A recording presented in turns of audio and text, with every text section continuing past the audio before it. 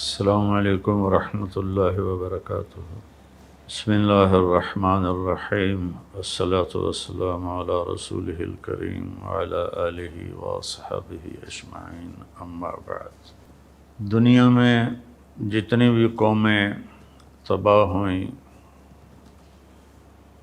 اس کا سبب ان کی معاشی تنگی، اسباب کی قلت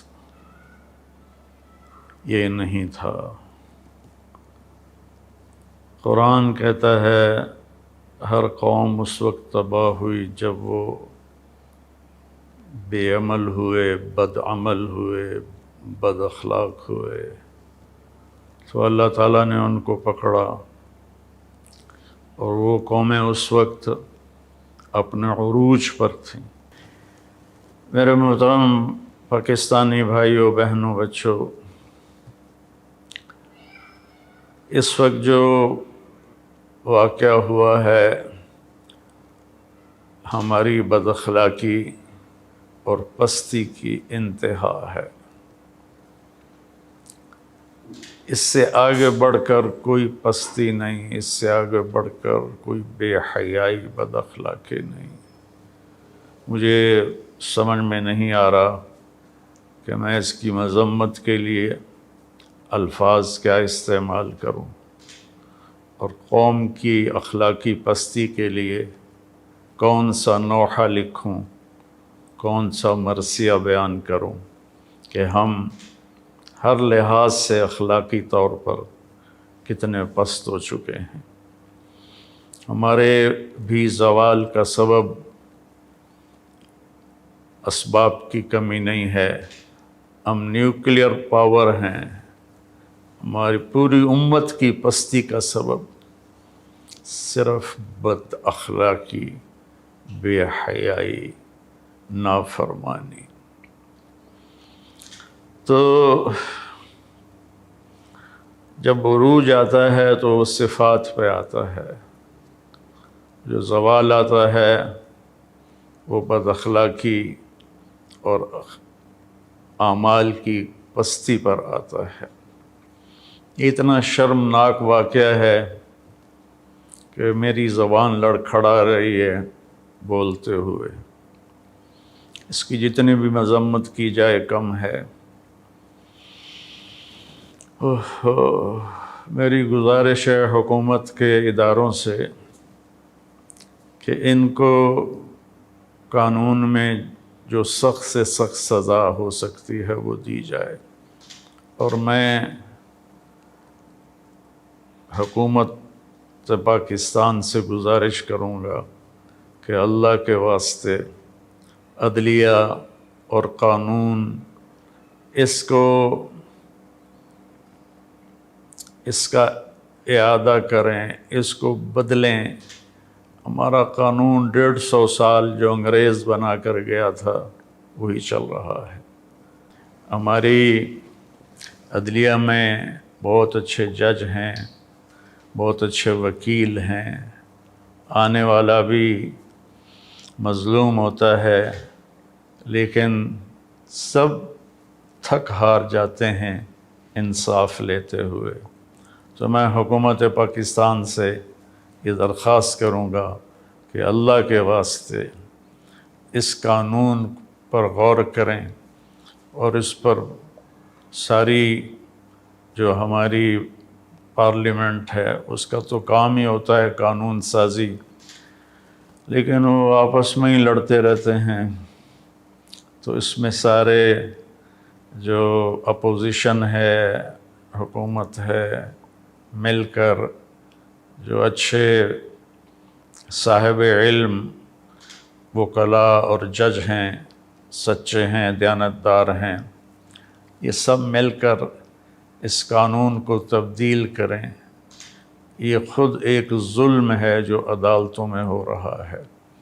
مظلوم کا سب کچھ بک جاتا ہے، پھر بھی اسے انصاف نہیں ملتا۔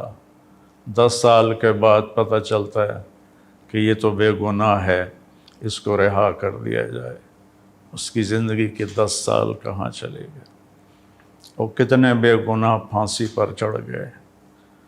تو میرا تو سر شرم کی وجہ سے جھکا ہوا ہے کہ میں کیا کروں کیا کہوں. تو ایک تو میری حکومت سے گزارش ہے کہ ان کو سخت سے سخت سزا دی جائے، اور دوسرا قانون سازی کی جائے. یہ قانون پرانا ہو چکا ہے، آج سے 80 سال پرانی گاڑی پر کون چڑھے گا؟ ایسے ہی 150 سال ہو چکے ہیں. اس قانون کو بدلنے کی ضرورت ہے. انصاف جلدی دینا یہ عدلیہ کے ذمے ہے، وکلاء کے ذمے ہے، حکومت کے ذمے ہے. چنگیز خان بہت بڑا حکمران گزرا ہے، بہت ظالم تھا، کوئی شک نہیں. دنیا کی سب سے بڑی حکومت بنائی، کوئی شک نہیں. دنیا کے 22% حصے پر اس کی حکمرانی قائم ہوئی. اس کا کوئی مذہب نہیں تھا، اس سورج کی پوجا کرتے تھے، لیکن اس کے قانون میں زنا کی سزا قتل تھی. کوئی زنا کرتا پکڑا جاتا، اس کی گردن اڑا دی جاتی تھی. چوری کرنے کی سزا بھی قتل تھی، جو چوری کرتا ہوا پکڑا جاتا اس کی گردن اڑا دی جاتی تھی. جھوٹ کی سزا بھی قتل تھی، جس کا جھوٹ ثابت ہو جاتا اس کی گردن اڑا دی جاتی تھی. تو ایک غیر مسلم نے اپنی قوم میں ایسا زبردست نظام بنایا. ہم تو ملت اسلام ہیں، اور یہ ایک واقعہ ہائی لائٹ ہو گیا. ایسے واقعات روزانہ ہو رہے ہیں. چائلڈ ابیوز بہت زیادہ، بچیوں کے اوپر زیادتی بہت زیادہ. یہ سامنے آ گیا اس لیے اس پر شور مچا، لیکن یہ واقعات تو روز ہو رہے ہیں. تو اللہ کے واسطے سب حکومت یہ نظام نہیں بنا سکتی کہ لوگ بدل جائیں. ہمیں اپنے آپ کو بدلنا ہوگا. والدین سب سے پہلا اسکول ہوتے ہیں. وہ بچوں کی تربیت سے غافل ہیں، بس اسکول جائیں اور پڑھائی کریں، پھر آپ واپس آئیں، ٹیوشن پڑھیں، بس پھر کھانا کھائیں اور سو جائیں. آگے ہمارے اسکول صرف کاروباری ادارے ہیں، تربیت ساز نہیں ہیں. ہمارے کالجز میں لڑکے لڑکیاں اکٹھے پڑھتے ہیں. جب پیٹرول اور آگ اکٹھا ہوگا تو پھر آگ نہ لگے، یہ کیسے ہوگا؟ کو ایجوکیشن، مخلوط تعلیم، اس نے بے حیائی کو پروموٹ کیا ہے، اس میں کوئی شک نہیں ہے. میں خود کالج لائف گزار کے اللہ کے راستے کی طرف آیا، تو اس وقت میں اور آج اس کو 50 سال گزر چکے ہیں. میرا دکھ درد ہے بھائیوں بہنوں. اپنے بچوں کی بچیوں کی تربیت کرو، حفاظت کرو. اور اللہ کے نبی کا فرمان ہے رات کو اکیلے کوئی سفر نہ کرے. عجب میرے نبی کا فرمان کہ کوئی مرد بھی ہے تو رات کو اکیلے سفر نہ کرے. اور میں سب والدین سے کہتا ہوں اپنے بچوں کے اخلاق پر نظر رکھیں. اسکول والے کالج والوں سے کہتا ہوں کہ بچے بچیوں کو اخلاق کا سبق دیں. علماء سے کہتا ہوں کہ فرقہ واریت کے بیان اور نفرت انگیز بیان چھوڑ کر ہر مسلک کے علماء وہ اچھے اخلاق، حیا، پاک دامنی کے خطبات اپنے ممبر سے بولیں اور قرآن کو بیان کریں اور سیرت کو بیان کریں. اپنا اپنا مسلک اپنے مدرسوں میں پڑھائیں، لیکن ممبر پر بیٹھیں تو قرآن کو بیان کریں اور اللہ کے نبی کی سیرت کو بیان کریں. ہمارا میڈیا ہے وہ اس میں بڑا کام کر سکتا ہے کہ قرآن کے تفسیر کو، نبی پاک کی سیرت کو وہ مختلف پروگراموں میں بیان کریں تو اس کا بہت بڑا اثر پڑے گا۔ بہرحال رونے کے سوا اور کچھ بھی نہیں ہے کہ میں کیا کروں۔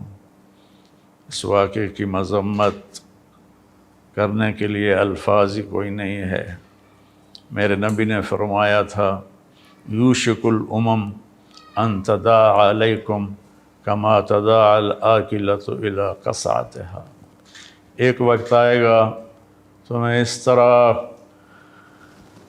کھایا جائے گا جیسے روٹی کھائی جاتی ہے اور ہضم ہو جاتی ہے اور اس کے ٹکڑے ٹکڑے کر دیے جاتے ہیں۔ تو صحابہ نے پوچھا وَمِنْ قِلَّةٍ نَحْنُ يَوْمَئِذٍ یا رسول اللہ، یا رسول اللہ کیا ہم ان دنوں تھوڑے ہوں گے؟ آپ نے فرمایا لا بل انتم یومئذ کثیر، تم بہت بڑی تعداد میں ہوگے، ولیکنکم غثاء کغثاء السیل، تم بہتے پانی پر جو کوڑا کرکٹ ہوتا ہے تمہاری وہ حیثیت ہوگی۔ تو کیا خوبصورت تشبیہ دی کہ کثرت ہوگی لیکن اخلاق نہیں ہوں گے، حیا نہیں ہوگا، پاک دامنی نہیں ہوگی، سچائی نہیں ہوگی، جیسے کوڑا کرکٹ پانی میں بہہ کے پتہ نہیں کہاں چلا جاتا ہے، ایسے ہی تم اپنی اخلاقی پستی کی وجہ سے تباہ و برباد ہو جاؤ گے۔ تو بھائیو بہنوں، کوئی حکومت ایسی نہیں ہے جو سچ کو نافذ کر دے، پاک دامنی کو نافذ کر دے، یہ انفرادی ذاتی معاملہ ہے۔ ہم خود اپنی زندگی میں حیا، پاک دامنی، سچائی، رزق حلال، دیانتداری، پردہ، مسورات سے کہتا ہوں پردے کو رواج دیں۔ اللہ تعالیٰ نے اس میں بڑی حکمتیں رکھی ہیں۔ اللہ تعالیٰ ہمیں سچائی نصیب فرمائے، اچھے اخلاق نصیب فرمائے، اور اس بے حیا معاشرے کی اللہ اصلاح فرمائے اور اسے خیر کی طرف متوجہ فرمائے۔ السلام علیکم ورحمۃ اللہ۔